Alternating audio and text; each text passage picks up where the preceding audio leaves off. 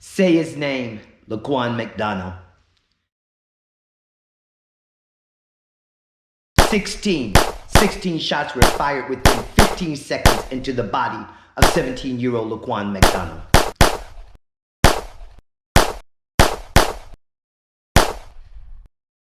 Laquan was born September 25th, 1997, and had recently turned 17 October 10th, 2014, the night he was murdered.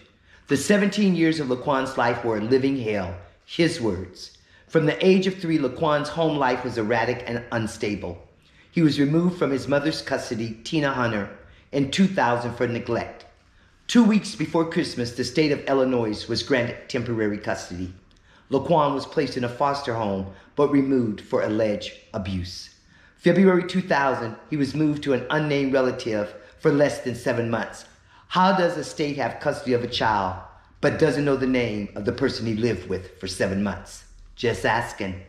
On September 17, 2001, Laquan moved to his great-grandmother, Goldie Hunter, but again was returned to his mother on May 8, 2002, but removed again in June 2003 when it was determined that her boyfriend was abusing 5-year-old Laquan.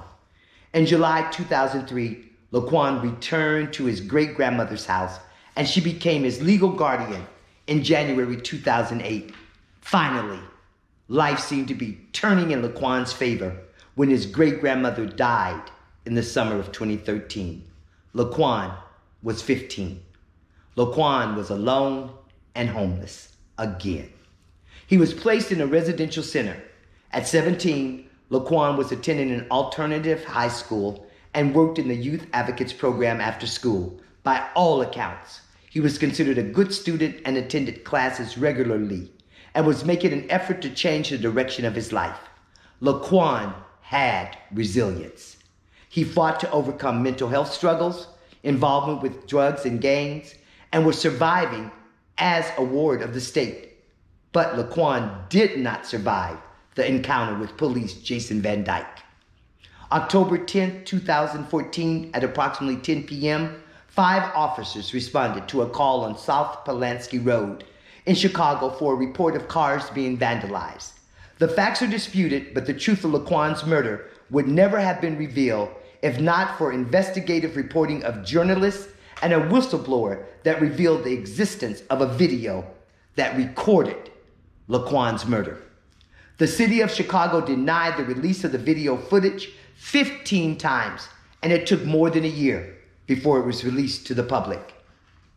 Laquan's executioner was police Jason Van Dyke.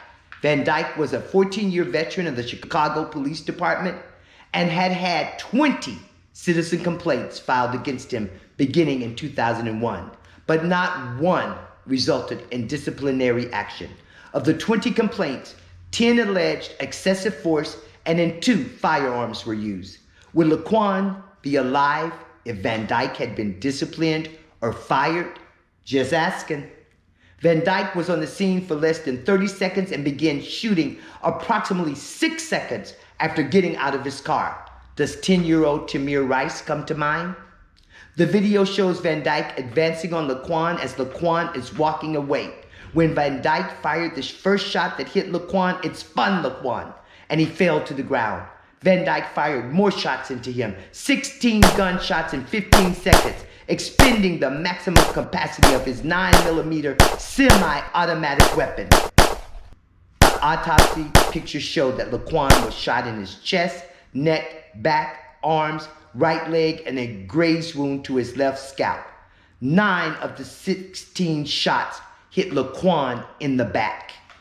Van Dyke shot Laquan as he lay on the ground.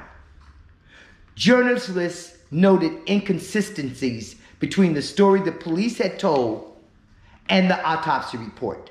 However, it was the video that led to charges against Van Dyke and 3 other officers. No video, and the impending cover-up would have succeeded.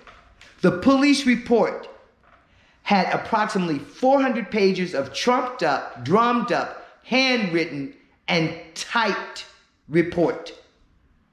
The police report failed to document how many times Laquan was shot, but continually emphasized that Laquan was acting crazed and lunged at officers after refusing to drop the knife he had used to slash the tires of a patrol car. The numerous police narratives all portrayed Laquan as the aggressor, and they had no choice but to shoot him as they feared for their lives. The video shows Laquan walking away. 5 police videos of the incident are known to exist. There were 8 police cars, but footage is missing from 3 of the cars, with multiple official excuses for those missing in-dash videos. Sound was missing when the video was initially released. Why? According to the police, in-car camera systems automatically engage both the audio and video recording when the vehicle's emergency roof lights are activated. Also, Van Dyke's patrol car had been intentionally vandalized after Laquan's murder. The security camera at a nearby Burger King captured the shooting, but there is a gap of 86 minutes in the recording. The manager of the restaurant reported that 5 Chicago police had gained access to the video and passwords. When the police review authority requested the footage the next day, it had been erased. Coincidence or cover-up? Van Dyke was charged with first-degree murder the day the video was released. He posted 10% of a $1,500,000 bail. Van Dyke was indicted by a grand jury on 6 counts of first-degree murder and 1 count of official misconduct. On October 5, 2018, Van Dyke was found guilty of second-degree murder and 16 counts of aggravated battery with a firearm, but not guilty of official misconduct. He was sentenced to 6 years and 9 months for the second-degree murder conviction. The Attorney General's request to impose a sentence on each of the 16 aggravated battery counts was denied without comment. Van Dyke served 3 years of his sentence on the grounds of good behavior. 3 officers charged with conspiracy, official misconduct, and obstruction of justice connected to the cover-up of the shooting were acquitted of cover-up charges. Laquan's estate received a $5 million settlement approved by the Chicago City Council. Notably, Laquan's family hadn't filed a wrongful death lawsuit. However, emails from Ron Emanuel, the mayor of Chicago, reveal that the settlement was finalized the day after Ron Emanuel secured his second-term runoff election. Is it a coincidence that part of the settlement agreement required that the video be sealed until investigations were completed?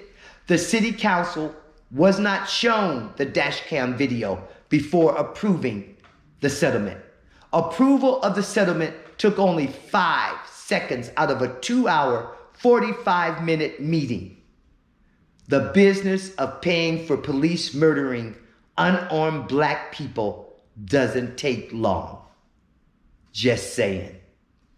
7 months before his death, Laquan shared with the court clinician while in a juvenile detention facility that his great-grandmother had encouraged him to be his own man, and he wished he had done more to help her when she was ill, he said. Yet despite his problems, he said, he was never suicidal. I love my life, even though it is hell, he said.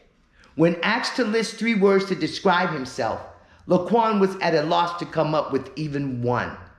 But in response to questions about his goals, Laquan said he wanted to go to college and become a nurse. If he could have anything, Laquan said, he would like for his grandmother to be alive again, to have enough money to live, and to start his life over again, according to the court files. Laquan never got that chance, a chance to start again. Say his name, Laquan McDonald.